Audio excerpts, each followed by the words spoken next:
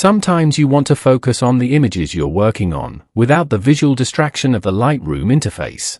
Lights Out mode dims and can even black out everything on the screen, apart from the image or images in the main panel, depending on which module you're in.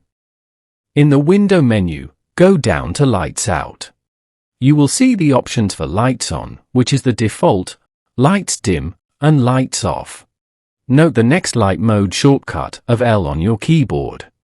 You can use L repeatedly to cycle through the modes quickly, but more importantly, it gets you out of Lights Out mode, where the menus disappear and become unresponsive.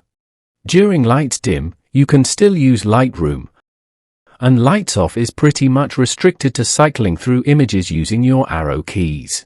You can customize the Lights Out function by going up to Edit, Preferences, and on the Interface tab, in the Lights Out section. Here you can set the screen color, which is the area around the photo. The dim level is how much the screen color will dim by when Lights Dim is selected. Be aware that this function applies to the whole screen. So when Lightroom is only filling part of the screen, the dimming function affects everything outside of Lightroom as well. I hope this helped you. Thank you for watching.